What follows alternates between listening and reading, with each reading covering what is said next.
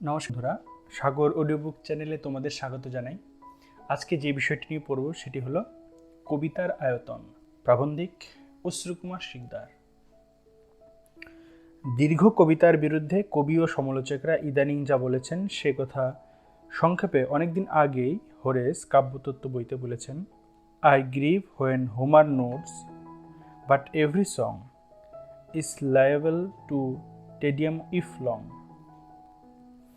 অনেক পরে Edgar Allan পো জানিয়েছিলেন, তার মতে দীর্ঘ কবিতা বলে কোনো কিছু নেই। কবিতার যে মত্ততা তা খুব দীর্ঘ কবিতায় বজায় রাখা যায় না। পোর মতে প্যারাডাইস লস্ট অনেকগুলি ছোট কবিতার সমষ্টি। পোর অনেক কথার মর্ম ঠিক ঠিক বুঝে উঠতে না পারলেও তার কাব্যদর্শ যে অনেক পরিমাণ বোদলেয়ারকে প্রভাবিত করেছিল একথা এখন কবিতার পাঠক মাত্রই জানেন। সে বোদলেয়ার মেলার্মের পর থেকে শুদ্ধতার সন্ধানে কবিতা ক্রমেই আকারে ছোট হয়ে আসছে। নীতি তত্ত্ব উপাখ্যানের খাদ বর্জন করতে করতে হয়ে উঠেছে আকারে লঘু। গীতি কবিতাকেই গণ্য করা হচ্ছে কবিতার সারাৎসার বলে। দুই তিনটি স্বল্প আয়তন স্তবকে এখন কবিতার সমাপ্তি স্বাভাবিক হয়ে দাঁড়িয়েছে।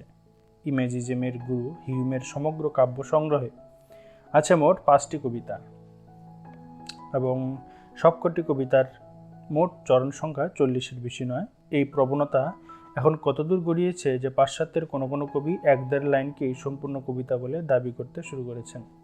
যেমন গুসিপ্পে উনগারেত্তি, তার একটি কবিতা পাচ্ছি মিলুমিনো দে ইমেনেসো, অসীমের আলোয় আমি নিজেকে প্লাবিত করি।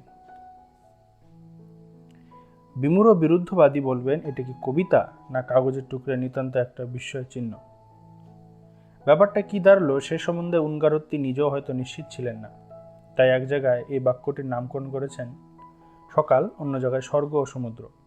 যে নেরুদা দীর্ঘ কবিতা রচনায় সিদ্ধি অর্জন করেছিলেন, উনগারেত্তির সঙ্গে তার বিবাদের কারণ এখান থেকে অনুমান করা যায়। আর পো, যিনি দীর্ঘ কবিতার অস্তিত্বকে অস্বীকার করেছিলেন, তিনিও সে অস্বীকারের পরিণাম দেখলে হয়তো চমকে উঠতেন, কারণ তিনি আবার খুব ছোট কবিতার বিপক্ষেও ছিলেন। অতি সংক্ষেপ কবিতাকে সুভাষিতের পর্যায়ে পর্যবেসিত করে তার মতে অতি সংক্ষিপ্ত কবিতা কখনো কখনো ঔজ্জ্বল্য ও দীপ্তিতে মুগ্ধ করলেও স্থায়ী বা গভীর পরিণাম জন্মাতে পারে না। এই প্রবণতা যদি চলতে থাকে তাহলে একদিন নিরঞ্জন মৌনকেই হয়তো কবিতা বলতে হবে। বাংলা কবিতা ইদানিং এই প্রবণতা প্রবল হয়ে উঠেছে। কয়েকটি প্রমাণ দিই। শান্তি লাহিড়ী সম্পাদিত বাংলা কবিতা সংকলনটি 50 ও 60-এর দশকের কাব্যচর্যার প্রতিনিধি স্থানীয় বলা চলে। এই সংকলনের দীর্ঘতম কবিতার চরণ সংখ্যা 48। অরুণ ভট্টাচার্য কর্তৃক সংকলিত 12 বছরের বাংলা কবিতার দীর্ঘতম কবিতাগুলির চরণ সংখ্যা 30-32-এর বেশি নয়। কবিতা পরিচয় নামে আধুনিক কবিতার বিশ্লেষণ সংকলিত পত্রিকাটিতে বিশ্লেষণের জন্য নির্বাচিত কবিতাগুলি ব্যতিক্রমহীনভাবে হর্ষকায়। পত্রিকাটির অপরিসর হয়তো একটু কারণ, কিন্তু মনে হয় একমাত্র কারণ নয়। ছোট কবিতায় শুদ্ধ কবিতা, এই মনোভাবও কি পিছিয়ে সক্রিয় নেই? জল কি তোমার জন্য ব্যথা পায়? তবে কেন জল কেন যাবে তুমি নিবিড়ের সজ্জলতা ছেড়ে? জল কি তোমার বুকে ব্যথা দেয়? তবে কেন ছেড়ে যেতে যাও দিনের রাতের জলভার? শঙ্খ ঘোষ। 20টি শব্দে একটি সম্পূর্ণ কবিতা। লক্ষ্য করার যে এই পুনরুক্তি পরায়ণ কবিতাটি যেমন জিজ্ঞাসায় শুরু তেমনি জিজ্ঞাসায় শেষ। স্বীকার করি সীমাবদ্ধতার চরণ 4টি চমৎকার, কিন্তু সীমাবদ্ধ অবশ্যই। এবং সব কবিতায় যদি ক্রমক্রমে এই ধরনের হয়ে ওঠে, রবীন্দ্রনাথের বহু কবিতায় অতি কথার কাব্যের বাঁধুনি এলিয়ে পড়েছে, সন্দেহ নেই। কিন্তু রবীন্দ্রনাথ শুধু যদি স্ফুলিঙ্গ লিখতেন তাহলে রবীন্দ্রনাথ কি রবীন্দ্রনাথ হতেন? পাউন্ডের সমগ্র কান্টোস আমিও পড়িনি, তাই বলতে পারি না তার মধ্যে পূর্বাপর স্থাপত্যের মতো বা সঙ্গীতের মতো কোনো পরিকল্পনাগত ঐক্য আছে কিনা। না, সেগুলো নিতান্তই ছোট ছোট কাব্য গীতিকাব্যের মুক্তর একটি ছিঁড়ামালা। কিন্তু ক্যান্টোস বাদ দিয়ে তার অন্য দীর্ঘ কবিতা পড়লে বোঝা যায় তিনি যদি সারা জীবন হিউমের স্বীকৃতি করে in a station of the মেট্রোর মতো বা the appreciation of this face in the crowd, petal on a wet black bough, 2 চরণের সম্পূর্ণ কবিতা লিখতেন, তাহলে কবি হিসাবে তার জায়গা হতো হিউমের পাশেই। ইলিয়টের কথায় ধরা যাক, তিনি যদি দ্য ওয়েস্টল্যান্ড বা ফোর কোয়ার্টার্স এর মতো দীর্ঘ কবিতা না লিখতেন, তাহলে তিনি ক্ষুদ্র কবিতার সিদ্ধিতে মহত্বের শিখর জয় করতে পারতেন না। দীর্ঘ কবিতা লেখনী অথচ মেজর কবির প্রতিষ্ঠা পেয়েছেন এমন নজির মেলে না, এমনকি ইয়েটসও এই নিয়মের পুরো ব্যতিক্রম নয়। তাহলে কি উনগারেত্তি প্রমুখ কবিরা অপ্রধান কবি হয়ে তুষ্ট থাকতে চান? এ কি বিনয় না আত্মবিশ্বাসের অভাব? আত্মপ্রত্যয়ের অভাব কি শুধু কবির নিজের শক্তি সম্বন্ধে, না কবিতার সম্বন্ধে? ব্যাপারটা হয়তো অযৌক্তিক, কিন্তু বৃহত্তের সঙ্গে মহত্বের কোথায় একটা অপ্রতিরোধ যোগ আছে, যার হাত আমরা এড়োতে পারি না। ভালেরি বলেছিল, শুধু বুদ্ধি দিয়ে কবিতা লেখা যায় না। বুদ্ধির ব্যায়ামে ইদানিং বাংলায় অনেক কবিতা যে লেখা হচ্ছে, যাদের গ্রেভসের ভাষায় কোলাজ কবিতা বলা চলে, সেই চাতুরিগুলো যথার্থ কবিতা নয়। সে যাই হোক, ভালেরির কথার প্রতিধ্বনি শুনি জীবনানন্দের উক্তিতে, নিছক বুদ্ধির জোরে কবিতা লেখা সম্ভব নয়। বুদ্ধি যথেষ্ট নয়, এই কথা বলেছেন তারা, বুদ্ধিকে বিসর্জনের বর্জনের পরামর্শ কিন্তু দেননি। চৈতন্যের ব্যবহার যেমন যথেষ্ট নয়, তেমনি আবার অচেতন অবচেতনের উপর পুরোপুরি নির্ভর করা চলে না। সাম্প্রতিককালে বাংলা কবিতা যে আয়তন ছোট হয়ে আসে, দীর্ঘ কবিতা লেখা হচ্ছে না, তার কারণ বুদ্ধিকে, চৈতন্যকে অবিশ্বাস, অবচেতনের কাছে আত্মসমর্পণ। এখন কবির শুধু অপেক্ষায় বসে থাকা, যতক্ষণ কিছু ইমেজ বা সুর সে অবচেতনের ঐশ্বর্য অতল থেকে উঠে না আসে। সে আধিভৌতিক শক্তির নির্দেশে শ্রুতিলিখন লেখেন কবি, কিন্তু সে বিশ্বাসঘাতক প্রম্পটার মাঝখানে যে অন্তর্হিত হয়, এমনি অপ্রস্তুত কবির কবিতায় দাঁড়িয়ে পড়ে যায়। অবচেতনের দম ফুরিয়ে গেলে কবি নামক কালের পুতুল হয়ে পড়েন নিশ্চল। কৃত্তিবাস পত্রিকায় একজন 95 চরণ এগোনোর পর হতাশ হয়ে হার মেনে অসমাপ্ত কবিতার শেষে বন্ধনীর মধ্যে লিখে দিয়েছেন, বাকি অংশ লেখা হয়নি, কিন্তু ছাপা হয়েছে, কারণ সকলেরই মনে মনে জানে যে এখানকার কবিতার একটা বড় অংশ এমন অসমাপ্ত কবিতা, যদিও মুখ ফুটে কেউ সে কথা কবুল করে না। আহত ভ্রুবিলাস বইতে শরৎ কুমার মুখোপাধ্যায় চূর্ণ কবিতা উচ্চ মুদ্রিত করেছেন। সমাপ্তির চেষ্টা হার মেনে এই মুদ্রণ পরাজয়ের স্বীকৃতি। শক্তি চট্টোপাধ্যায় উৎক্ষিপ্ত কবরেখা নামে এক থেকে একাধিক লাইনের কিছু বিচীর্ণ কবিতা কণাকে প্রশ্রয় পেয়েছেন হে প্রেম হে নৈশব্দ বইতে, এবং পাদটিকা জানিয়েছেন, নানা সময় নানা পদ্য শুরু করেছিলাম, এগোয়নি। লিখিত টুকরোর কয়েকটি তুলে দিয়ে নিস্তব্ধ অলিখিতের দিকে নির্দেশ করেছে মাত্র। এ কি নীরব কবিত্ব না পরভূত কবিত্ব? এরপরে কি আমরা অপেক্ষা করে থাকবো সে কাব্য কৌতুকের জন্য, যখন কবি বাঁধানো পৃষ্ঠা পাঠকের হাতে তুলে দিয়ে নিস্তব্ধ অলিখিতের দিকে নির্দেশ করবেন? বিদেশে এই অপেক্ষার অবসান ঘটেছে। মার্কিন ঔপন্যাসিক উইলিয়াম সারোয়ানের পুত্র আরাম সারোয়ান একটি কবিতার বই বেরিয়েছে। বইয়ের কবিতাগুলো ছোট হতে হতে শেষে এম অক্ষরটায় হয়ে কবিতা, কিন্তু সেখানেই শেষ নয়। তার পরের পৃষ্ঠায় আছে শুধু পৃষ্ঠা সংখ্যা। পরের পৃষ্ঠাগুলো সাদা, একেবারে সাদা, কবিতার সঙ্গে তার সম্পর্ক চুকে গেছে। এরপর শ্রীমানের এই ঘোষণার আশ্চর্য হওয়ার কিছু নেই। এই জাতীয় অবচেতনে নির্ভরশীল কবিতার মধ্যে দিয়ে ইমেজ সঙ্গীতের সামঞ্জস্যে কখনো কখনো একটা ভাবমণ্ডল সৃষ্টি হয় বটে, কৃষ্ণহীরের দ্যুতির মতো একটা অস্পষ্ট অর্থের আভা মেলে বটে, কিন্তু বেশিরভাগ সময়ই তার অসম্বন্ধতায় দুষ্প্রবেশ্য হয়ে ওঠে। অথচ যতক্ষণ শব্দে লেখা এবং শব্দে যতদিন অর্থময়, ততক্ষণ অর্থের ছোঁয়া কবিতা এরোবে কি করে? প্রত্যেক শিল্পই মাধ্যমের সীমাবদ্ধতা মেনে নিয়ে তবে সেই সীমাকে অতিক্রম করতে পারে। কিন্তু চৈতন্য অবিশ্বাসী এই কবিতা যেহেতু অর্থ পুরোপুরি বিশ্বাসী নয়, সেই জন্য সে যুক্তি, তর্ক, বক্তব্য, তত্ত্বকে সন্দেহের চোখে দেখে। দীর্ঘ কবিতা যেখানে কল্পনার সহযোগে যুক্তিতর্কের কাব্যময় পরম্পরায় সঙ্গত পরিমাণ অর্জিত হয়, সেই ধরনের কবিতা স্বভাবতই এই পরিবেশে লিখিত হতে পারে না। উপকরণকে ছন্দবদ্ধ করার অর্থ যেমন জ্বরের সঙ্গে চৈতন্যের সংগ্রাম, দীর্ঘ কবিতা রচনার জন্য তেমনি দরকার হয় জ্বরের সঙ্গে চৈতন্যের নিরন্তর মল্লযুদ্ধ, লিপ্ত হতে পারার ক্ষমতা। চৈতন্য অবিশ্বাসী, অবচেতন অবিশ্বাসী কবি সম্প্রদায় এখন সেই সংগ্রামে লিপ্ত হতে রাজি নন। দীর্ঘ পরিশ্রম ও ধৈর্যে পরোন্মুখ তিনি সেই সংগ্রাম এড়িয়ে যান। অথচ জড় উপকরণের উপর চৈতন্যের জয়স্তম্ভ প্রতিষ্ঠার নামই তো শিল্প। ভালেরি একথা জানতেন। তিনি জানতেন যতক্ষণ কবির উপাদান শব্দ, ততক্ষণ কবিতা থেকে অর্থ শোধন সম্ভব নয়। শুদ্ধ কবিতার প্রবক্তা হওয়া সত্ত্বেও তিনি জানতেন কবিতার শুদ্ধতা এক অনায়ত্ত আদর্শ। কবিতা থেকে যা কিছু কবিতা নয় তাকে অপসারিত করার চেষ্টায় কবি নিরলস নিযুক্ত থাকেন বটে, কিন্তু সেই আদর্শ অর্জন করা যায় না কোনোদিন। ভালেরি লা ক্লেমেতিরে মারিন এবং এ বাখ দুন সারপেন্ট দীর্ঘ কবিতা দুটো এই কথার সত্য প্রমাণ করেছে। অথচ এখন ফ্র্যাগমেন্টস এই পূর্ণ কবিতার মর্যাদা পাচ্ছে এবং সাবস্টেন্স অফ ডিসকোর্স এর প্রতি, মনীষার প্রতি সন্দেহবশত কোনো সত্যকার দীর্ঘ কবিতা লেখা হচ্ছে না। কচ্ছিৎ দুই একটি দীর্ঘ কবিতা পাই বটে, কিন্তু সেগুলোর বেশিরভাগ দীর্ঘ কবিতার মৌলিক শর্ত মেনে নেয়নি। মননের বা উপলব্ধির অস্তিত্ব, স্থাপত্যধর্মী বা সঙ্গীতধর্মী গঠন এবং চিন্তার প্রকৃতি। সেগুলির অনর্গল সংলগ্নহীনতার চিৎকারে ক্লান্ত হয়ে পাঠক বলে, দোহাই আপনি ক্ষুদ্র কবিতায় বরং লিখুন, সে তবু সহ্য হয়। শক্তি চট্টোপাধ্যায়ের অনন্ত নক্ষত্র বিধি তুমি অন্ধকারে মন হয় একটি দীর্ঘ কবিতার, কিন্তু এটিও উৎপৃক্ষ কবরেখার মতো কি বিচ্ছিন্ন সমাহার নয়? ঐক্য কোথায়? সম্বন্ধনের তুমিতে না বিমস্র অনর্গল পয়ারে? তিন তরঙ্গের যোগাযোগ অংশে শক্তি চট্টোপাধ্যায় যে 4টি দীর্ঘ কবিতা লিখেছেন, সেই জীবনানন্দ প্রভাবিত কবিতা চতুষ্টয়ের ভাবের ঐক্য নেই। খানিকটা অস্ফুট তাৎপর্যের আভাস মেলে উটের মধুর আবার এসেছে কাছে কবিতাটিতে, বাকি সব ক্ষিপ্ত বেকেন্দ্রীকরণ, উলট পালট করে দিতে চাওয়ার মত্ততায় অসম্বন্ধ, অসংলগ্ন।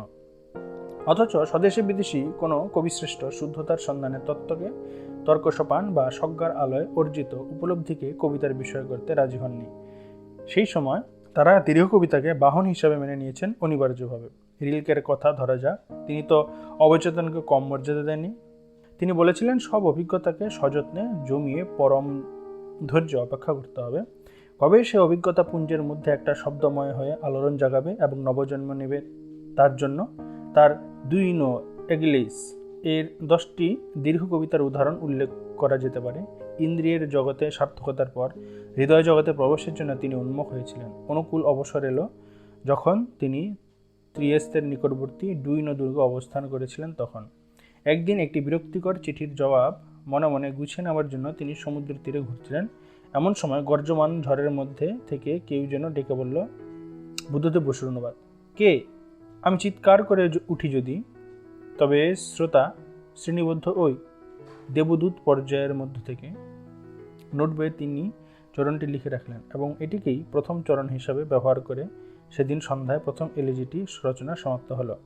দুর্হ এ কাজ সহজে সম্পন্ন হয়নি, দরকার হয়েছিল আরও 10 বছরের অপেক্ষা। 10 বছর ধরে মনন ও কল্পনার যুগপৎ সংহত প্রয়োগ। 2 সপ্তাহের মধ্যে এলো অজস্র কবিতা, অনর্গল স্রোতের মতো।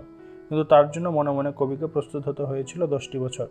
যদিও তিনি চিঠিপত্রে নিজের ভূমিকাকে অকিঞ্চিৎকর বলে বর্ণনা বলেছেন চরণগুলি গ্রেস বা প্রেরণায় লব্ধ। কিন্তু সন্দেহ নেই, তত্ত্বোপলব্ধিকে অচ্যুত করে রাখলেও এই মহৎ এলিজি সমুচ্চয় রচিত হতো না। শুধু অবচেতনের নিরালোকে থেকে উঠে আসা ইমেজের দাক্ষিণ্যে নির্ভর করলে হতো না। যা কিছু স্টেটমেন্টগন্ধী ভাষণ বা বক্তব্যময়, তার প্রতি এক অদ্ভুত আতঙ্কে স্পর্শকাতর কবিরা এড়িয়ে চলছেন।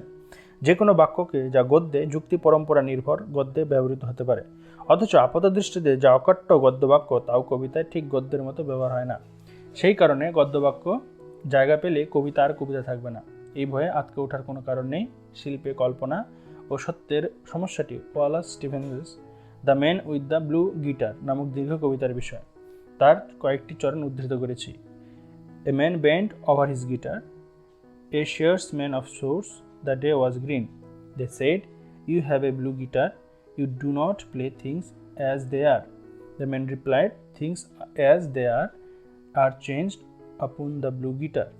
And they said then, but play you must, a tune beyond us, yet ourselves, a tune upon the blue guitar of things exactly as they are. বক্তব্য শুধু তাত্ত্বিক নয়, অনেকগুলো বাক্য এখানে গদ্যে লেখা যেন একেবারে দার্শনিক বিমূর্ত গদ্যে, কিন্তু শিল্পের প্রতীক নীল গিটারের সংস্রবে সেই গদ্য কবিতায় আক্রান্ত হলো। স্টিভেন্সের বৃহত্তম, সম্ভবত মহত্তম কবিতা notes towards a supreme fiction, তার কেন্দ্র এইরকম তত্ত্বভাবনা বর্তমান।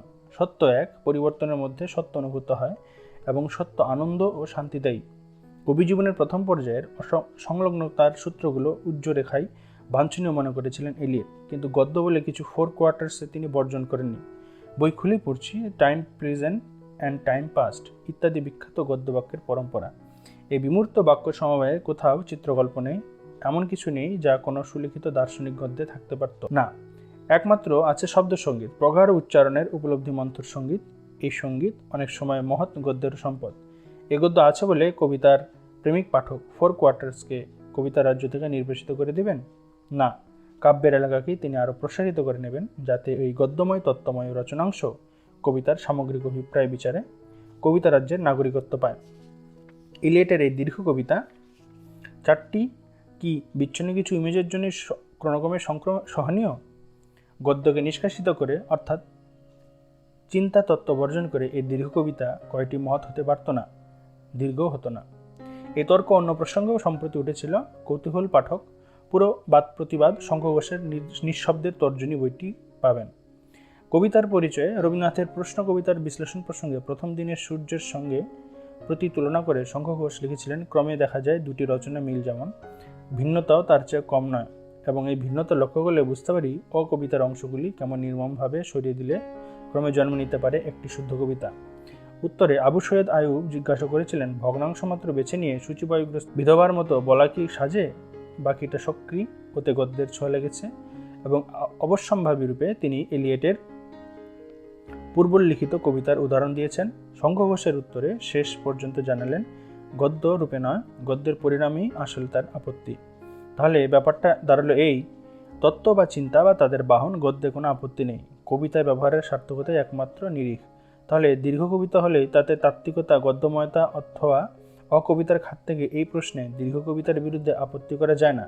দেখতে হবে কবিতার সামগ্রিক অভিপ্রায়ের দিকে নজর রাখে সাফল্যের সঙ্গে তাকে ব্যবহার করা হয়েছে কিনা। আর সাফল্য যদি মানদণ্ড হয়, তাহলে শুধু বিমর্ত গদ্য সম্বন্ধে কেন, কবিতার যে কোনো উপমান, ইমেজ, ছন্দ ইত্যাদি সম্বন্ধেও একই প্রশ্ন ওঠে। তাহলে কবিতায় গদ্যকে আলাদা করে সংক্রমণ করার কোনো কারণ থাকে না। এখনও বৃষ্টির দিনে মনে পড়ে থাকে, এবং সে এখনও বেঁচে আছে কিনা তা শুদ্ধ জানি না। এই দুই স্মৃতিভারাতুর খেদোক্তির দিগন্তের মধ্যে বৃষ্টির বিভক্ত দিনে বিশ্বজাগতিক সভ্যতার সংকটকে সুধীন্দ্রনাথ দীর্ঘ সংবর্ত কবিতা ধারণ করেছিলেন। এই কবিতার এমন তত্ত্ব ও সংবাদ আছে গদ্যে যার স্বাভাবিক স্থান, কিন্তু দীর্ঘ কবিতা যেহেতু জীবন উপলব্ধি প্রকাশে গুরুতর দায়িত্বে তত্ত্বময় গদ্যকে স্বীকার করে নিতে কুণ্ঠাবোধ করে না, তাই সংবর্তে এইসব চরণগুলি বিশুদ্ধ কবিতার স্থান পাওয়ার অনুপযোগী বলে মনে হয় না। বোমজান কামান পজ্জাতি, যে রাষ্ট্রের অঙ্গ নয়, ন্যায় ক্ষমা মিতালি মনীষা, যার মুখ্য অবলম্ব জিজিবিষা, সামান্য লক্ষণ অথবা যজাতি নামক দীর্ঘ কবিতায় এই চরণগুলি আমি বিংশ শতাব্দীর সমানবয়সী মজ্জমান বঙ্গোপসাগরে বীর নই, তবু জন্মাবধি যুদ্ধে যুদ্ধ, বিপ্লবে বিপ্লবে বিনষ্টির চক্রবৃদ্ধি দেখে মনুষ্য ধর্মের স্তবে নিরুত্তর, অভিব্যক্তিবাদে অবিশ্বাসী, প্রগতিতে যত না পশ্চাৎপদ ততোধিক বিমুখ অতীতে। এই ধরনের স্টেটমেন্টের গন্ধি বাক্যের স্পর্শ কলুষিত স্থাপত্যধর্মী দীর্ঘ কবিতা বাদ দিয়ে সুধীন্দ্রনাথের প্রতিভার বিচার সম্ভব হয় না। সুধীন্দ্রনাথের দীর্ঘ কবিতার গঠন যদি স্থাপত্যের মতো হয়, তাহলে বিষ্ণুদের দীর্ঘ কবিতার গঠন বিন্যাস সাংগীতিক, বিদ্রুপ ও বিশ্বাস পাশাপাশি বিন্যাসে আনন্দ আনন্দ শুধু আনন্দ, নিঃসন্দ আকাশের নিচে কুৎসিত জীবনের ক্লেব্যগামী স্বার্থতা, স্বার্থপরে ব্যর্থতার হাহাকার বিষ্ণুদের দীর্ঘ কবিতার জন্মাষ্টমীতে রূপায়িত। তার জন্য কিন্তু কবিতার কবিত্ব ক্ষতিগ্রস্ত হয়নি। সাম্প্রতিকদের কাব্য রচনা পদ্ধতির সঙ্গে আমি একজনের প্রণালীর খানিকটা মিল দেখতে পাই। শব্দ নিয়ে খেলায় মাতোয়ারা ছিলেন ডিলান থমাস। বলা নয়, বলার ধরন, কালার অফ সেইং ছিল তার কাছে মুখ্য। তার প্রথম দিককার কবিতা দুর্বোধ্য, কারণ তিনি এক ওয়াটারলাইট কম্পার্টমেন্ট অফ ওয়ার্ডস গড়তে ব্যস্ত ছিলেন। যদি কোনো একটা তাৎপর্য বা মেইন মুভিং কলাম এসে যায় ভালোই, নচেত নাই থাকলো। হেনরি ট্রিসকে লেখা একটি বিখ্যাত এবং বহুত উদ্ধৃত কবিতা চিঠিতে তিনি তার কবিতা লেখার প্রণালী ব্যাখ্যা করেছিলেন। আমি তর্জমা করে দিচ্ছি। আমি একটা ইমেজ তৈরি করি না বলে, বরং বলা উচিত আমার মধ্যে তৈরি হতে দেই এবং তার উপরে আমার সমস্ত মেধা ও বিচার শক্তি প্রয়োগ করি।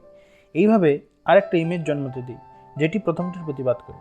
এই দুইয়ের থেকে যে তৃতীয় ইমেজ জন্মায়, তাকে চতুর্থ প্রতিবাদী ইমেজ জন্মাতে দিই, এবং আমার পূর্ব নিরূপিত আঙ্গিকের সীমার মধ্যে তাদের সব কয়টিকে সংঘর্ষে লিপ্ত হতে দেই। প্রত্যেকটি ইমেজের সঙ্গে থাকে তার বিনাশের বীজ, এবং যতদূর বুঝি আমার প্রতিভার প্রণালী হলো যুগপৎ সৃষ্টিশীল ও বিনাশশীল যে কেন্দ্রীয় বীজ, তার থেকে উৎপন্ন ইমেজসমূহকে ক্রমাগত গড়ে তোলা এবং ভেঙে ফেলা। এই প্রণালীতে লেখা ডিলান টমাসের প্রথম পর্যায়ের কবিতাগুলিকে চরিতকার ফিটজবিগন ইম্পালশন নাম দিয়েছেন। সাম্প্রতিককালে অনেক বাংলা কবিতার সম্বন্ধেই এই নামটা খাটে। অথচ এই কবি, যার কবিতা লেখার পদ্ধতি ছিল ফ্রম ওয়ার্ডস নট টুয়ার্ডস ওয়ার্ডস, তিনি পরিণতির সঙ্গে জীবনের মৌলিক অভিজ্ঞতাসমূহের সঙ্গে পরিচয়ের ফলে শেষ পর্যায়ে দীর্ঘতর কবিতা লিখতে উদ্যোগী হলেন, এবং সেই দীর্ঘ কবিতাগুলিতে প্রাক্তন দুর্ভেদ্য ঘনত্বের জায়গায় এলো আন্তরিক জটিলতা সত্ত্বেও অধিকতর বাহ্য সরলতা। তিনি নিজেকে অবচেতনে আত্মসমর্পণকারী সুরিয়ালিস্ট বলে মেনে নিতে রাজি নন। তিনি এখন বলেন যে অবচেতনের উৎস থেকে যা আবির্ভূত হয় তাকে ভাষা দেওয়া এবং বোধগম্য করাই কবির শিল্প। মৃত্যুর পূর্বে তিনি 4টি অংশ সংবলিত ইন কান্ট্রি হেভেন নামে একটি দীর্ঘ কবিতা রচনায় হাত দিয়েছিলেন।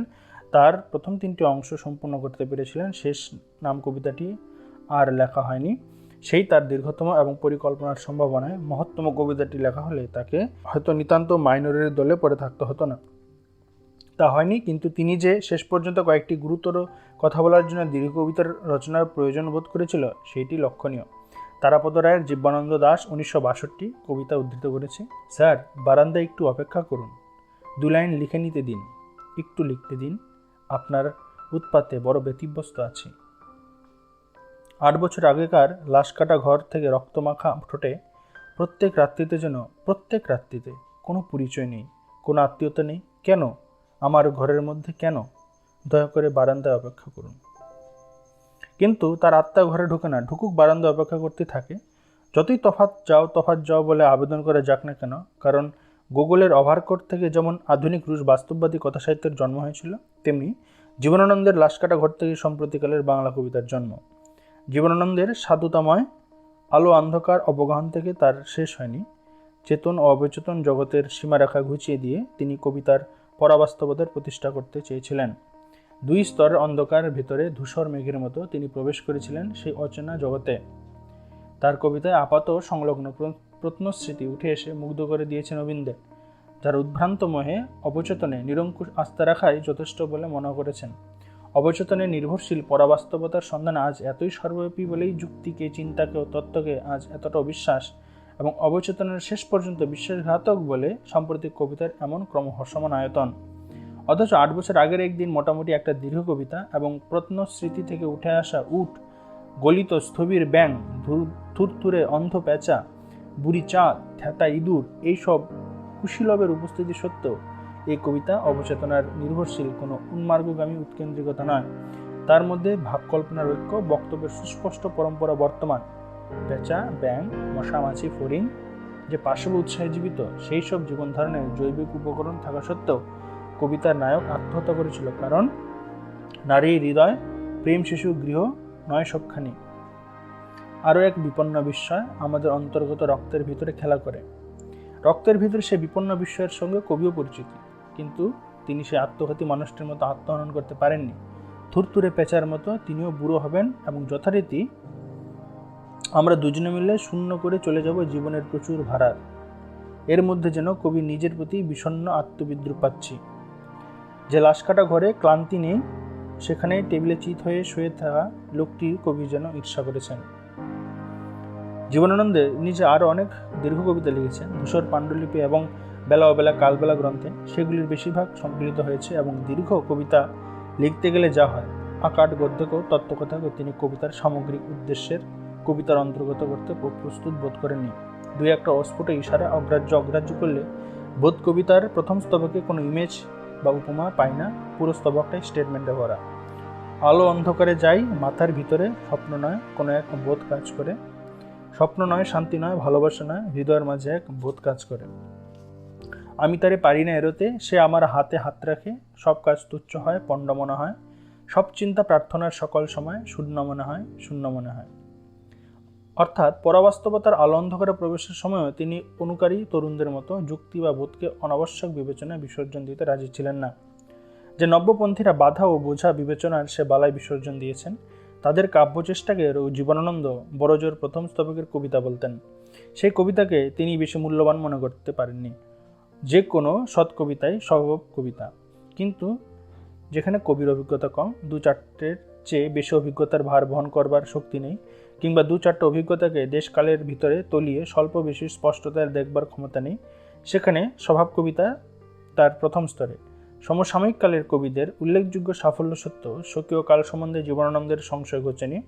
নিজের কাল সম্বন্ধে সংশয়গ্রস্ত হয়ে তিনি আশা করেছিলেন পরবর্তী 10-15 বছরে কবিরা দীর্ঘ কবিতা ও কাব্যনাট্য লেখার দিকে নজর দিবেন। তার সেই প্রত্যাশা পূরণ হয়নি। আর জীবনানন্দের কাল যদি ভবিষ্যৎ ভাবনায় ভাবিত হতো, তাহলে সাম্প্রতিক কালের কি দশা হবে? অবশ্য দশক দিয়ে যে সময়ের কবিতা চিহ্নিত হয়, 1 দশকের বেশি আয়ুষ্কাল কামনা করেন না। তারা হয়তো মহাকালের কাছে দীর্ঘায়ুর দাবি উপস্থিত করতে উৎসুক নন, আর তাই দাবি জোরালো করার জন্য নথিপত্র প্রস্তুত নারাজ। বলা হবে, বাতাসে যখন তেজস্ক্রিয় ভস্য সাময়িক বিনাশের বার্তা নিয়ে স্তম্ভিত হয়ে রয়েছে, তখন দূরতর ভবিষ্যতের দিকে তাকিয়ে কি হবে? তেজস্ক্রিয় ভস্য চিরকাল ছিল না, মৃত্যু কিন্তু চিরকালই আছে।